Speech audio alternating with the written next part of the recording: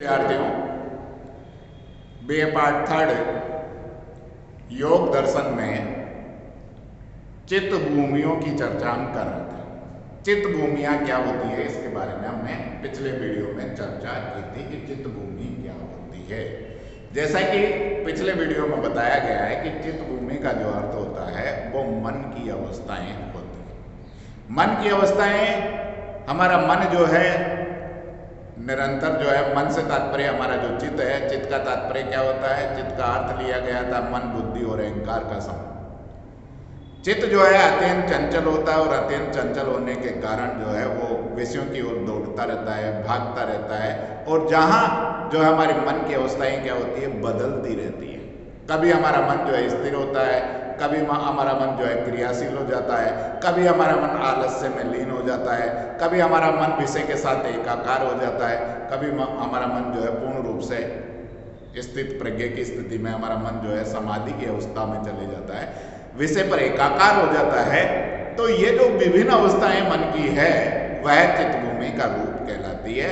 और चित्त भूमि के रूप में जो है मन की जो मानसिक अवस्थाएं हैं, हमारा चित्त की जो मानसिक अवस्थाएं हैं, हमारे चित्त की 5 मानसिक अवस्थाएं मानी गई है, जिसे हम पंच चित्त भूमि के रूप में जानते हैं। पंच चित्त भूमि जो है उसके अंतर्गत पहली जो अवस्था है वो सिप्त भूमि है, दूसरी जो है मूढ़ है, तीसरी जो है विक्षिप्त है, चौथी एकाग्र है और पांचवी जो है निरुद्ध भूमि।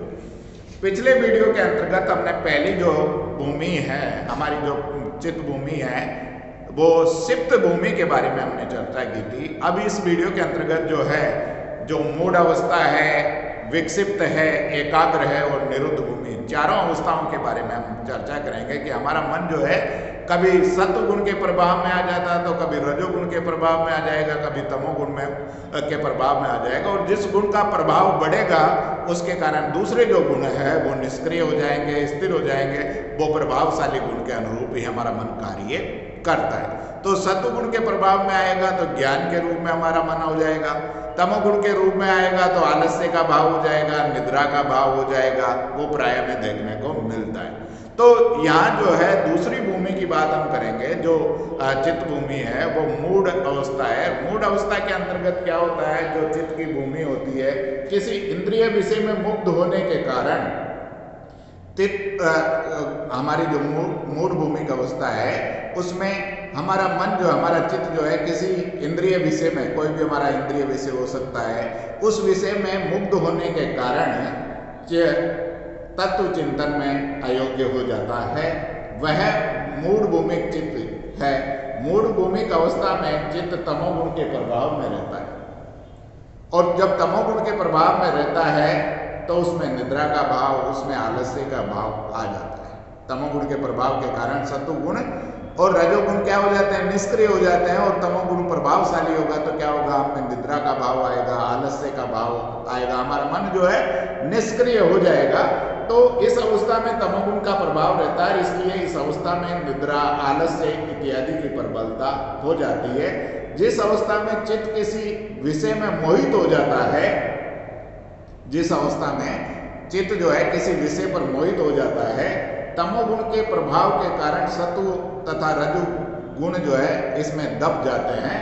और कामिनी के गहरे अनुराग के कारण, कामिनी के गहरे अनुराग के कारण, जैसा कि आप लोग जानते हो कि शकुंतला और दुष्यंत का जो है प्रेम प्रसंग जो देखने को मिलता है वो उसी प्रकार से देखने को मिलता है कि कामिनी के अनुराग के कारण जो है वो उसी में लीन हो जाता है। कामिनी के अनुराग के कारण जो है वो उस विषय की ओर जो है, गहरे अनुराग के कारण उस विषय में हमारा मन जो है समाहित हो जाता है। ये जो अवस्था है, जो दुष्यंत और शकुंतला का जो उदाहरण दिया गया, उस अवस्था को हम मूढ़ भूमिक अवस्था के रूप में जानते हैं। इसमें हमारा जो है सत्वगुण और तमोगुण दब जाते हैं और जो वस्तु हमें दिखाई दे रही है, जो इंद्रिय विषय है, उसमें ही हमारा मन जो है मुग्ध हो जाता है और उसमें एकाग्रचित हो जाता है, जिसके कारण मनुष्य में या चित्त में आलस्य का भाव, निद्रा का भाव जो है आ जाता है। तो कामिनी में गहरे अनुराग के कारण कोई मूड जो है समाहित हो जाता है और वह अवस्था जो है मूढ़ भूमिक अवस्था कहलाती है। अर्थात मूढ़ भूमिक अवस्था में क्या होता है कि मूढ़ भूमिक अवस्था में तमोगुण का प्रभाव देखने को मिलेगा, और तमोगुण का प्रभाव होने के कारण हमारा मन जो है स्थिर हो जाता है, हमारा मन जो है निद्रा में लीन हो जाता है, आलस्य में लीन हो जाता है, किसी इंद्रिय विषय की ओर आकर्षित हो जाता है और उसी में जो है वो लीन होने का प्रयास करता है, जो योग की अनुकूल स्थिति नहीं मानी जाती। तो इस अवस्था के अंतर्गत भी जो है योग की अवस्था नहीं है, योग के अनुकूल अवस्था नहीं मानी जाती, ज्ञान के अनुकूल अवस्था ये नहीं मानी जाती। उसके बाद में हम जो बात करेंगे विक्षिप्त अवस्था, तीसरी जो अवस्था है, इन दोनों के बीच की जो अवस्था है, सिप्त और मूढ़ के बीच की जो अवस्था देखने को मिलेगी वो विक्षिप्त अवस्था जो है देखने को मिलती है। विक्षिप्त अवस्था का तात्पर्य क्या है, इसके अर्थ में जो सिप्त से विशिष्ट हो, इस अवस्था में क्या होता है, चित्त कभी जो है स्थिर हो जाता है, कभी वो जो है चंचल हो जाता है, कभी तो हमारा चित्त जो है एक विषय में एकाग्रचित हो जाता है, कभी वो जो है चंचल हो जाएगा। इसलिए दोनों के बीच की अवस्था न तो जो है एकाग्रचित हो पा रहा है, न जो है वो हमेशा चंचल होता है। जैसा कि हम रजोगुण के प्रभाव में देख रहे थे, तो वहाँ सिप्त भूमि में हमारा मन जो है रजोगुण के प्रभाव के कारण चंचल रहता था। मूढ़ भूमि में हमारा मन जो है एकाग्रचित जो है इसके कारण हो रहा था, क्योंकि तमोगुण का प्रभाव है, इसलिए वो ज्ञान में आलस्य में लीन हो रहा था। ये जो है दोनों के बीच की अवस्था देखने को मिलेगी, जिसमें हमारा मन जो है कभी तो स्थिर हो जाएगा और कभी जो है चंचल हो जाता है। तो इसमें सत्वगुण की प्रधानता देखने को मिलेगी, और सत्वगुण की प्रधानता होगी तो रजोगुण और तमोगुण दब जाते हैं। इसलिए क्षणिक स्थिरता के कारण इसमें क्षणिक स्थिरता होती है, और क्षणिक स्थिरता के कारण विकसित भूमि चित्त जो है, हमारा चित्त जो है स्वर्ण है, मनन है आदि द्वारा तत्वों के स्वभाव को अवधारण करने में समर्थ होता है। इसमें चित्तवृत्तियों का कुछ निरोध होता है, इसमें जो है चित्तवृत्तियों का कुछ समय के लिए निरोध होता है, फिर भी यह अवस्था योग के अनुकूल नहीं मानी गई है।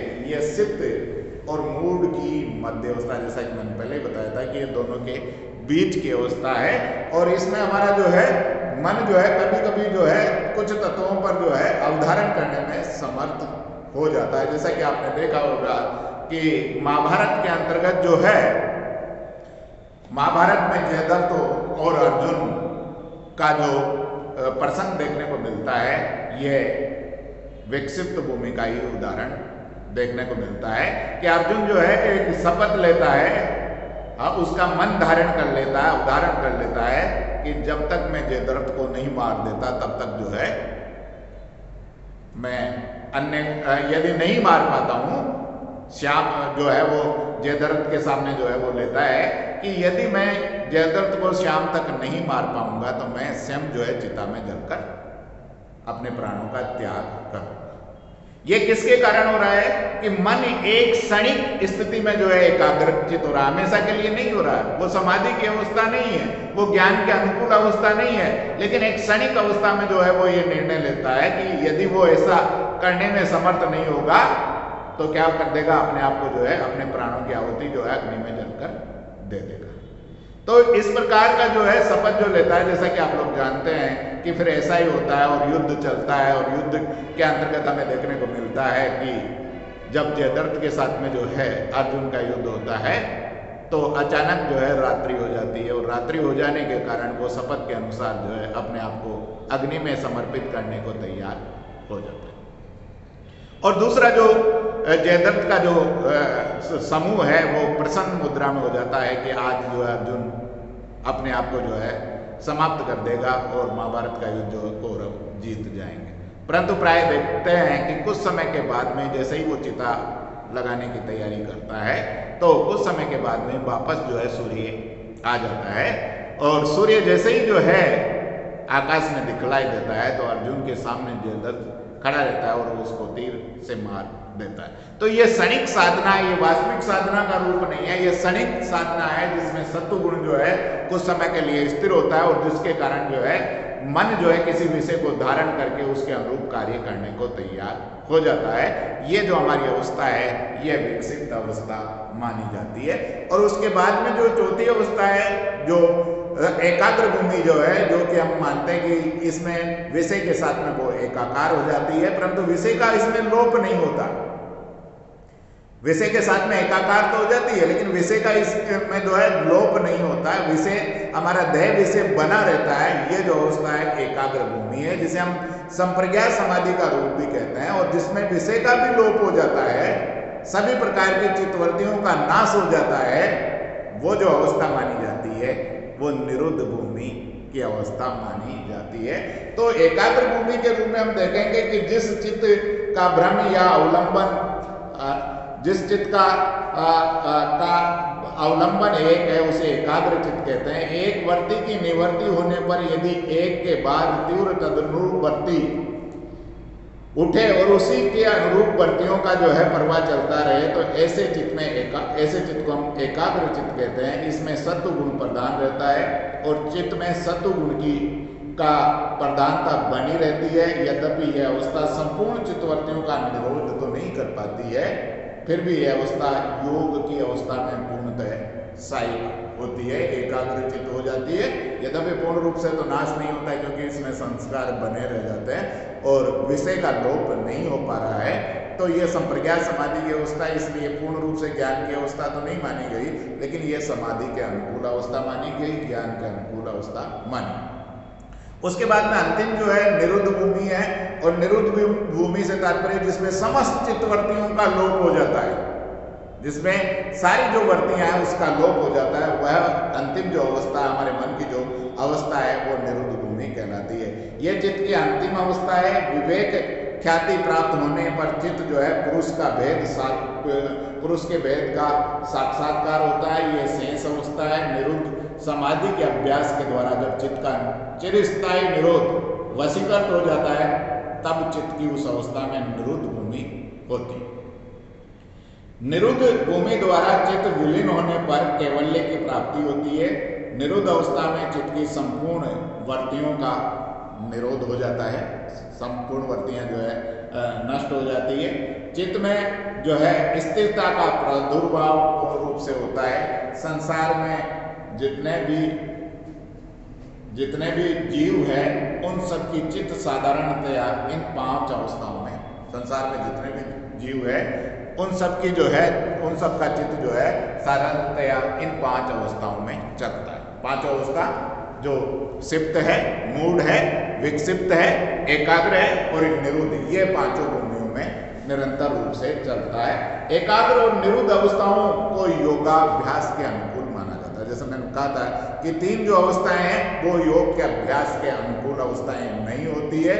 वहां जो है किसी गुण की प्रधानता रहती है, एक गुण की प्रधानता रहती है, दूसरे गुण की जो है दबा रहता है। यहाँ पर जो है सत्व गुण जो है प्रबल रूप से हो जाता है और अन्य गुण पूर्ण रूप से दब जाते हैं। मन जो है एकाग्रचित हो जाता है, ज्ञान रूप में जो है प्रकाशित हो जाता है।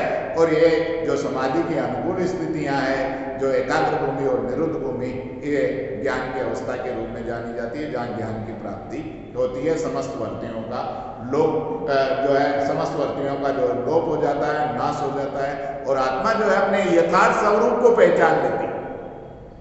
आत्मा जो है अपने यथार्थ स्वरूप को, जीवात्मा का परमात्मा के साथ जो मिलन हो जाता है, वही अवस्था जो है निरुद्ध भूमि के रूप में जानी जाती है।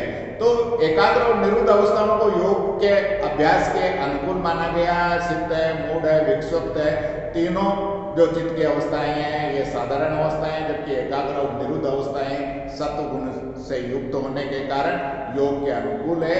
एकाग्र अवस्था को हम संप्रज्ञात समाधि के रूप में जानते हैं, और निरुद्ध अवस्था को हम जो है क्या, असंप्रज्ञात समाधि में, जिसमें देह विषय का भी लोप हो जाता है, समस्त संस्कारों का भी लोप हो जाता है, और योगी या साधक जो है अपने यथार्थ स्वरूप को, आत्मा अपने यथार्थ स्वरूप को पहचान लेती है। शुद्ध चैतन्य जो उसका वास्तविक स्वरूप है, उसको पहचानना ही निरुद्ध भूमि या असंप्रज्ञात समाधि का रूप है। तो इस वीडियो के अंतर्गत जो है, जो चित्त भूमियां मानी गई थी, 5 चित्त भूमियां, जो सिप्त है, सिप्त है, मूढ़ है, विक्षिप्त है, एकाग्र और निरुद्ध भूमि, इन 5 अवस्थाओं के बारे में आप लोगों को बताया गया है। आगे के वीडियो में हम चित्तवृत्तियों के बारे में, कलेशों के बारे में चर्चा करेंगे। धन्यवाद।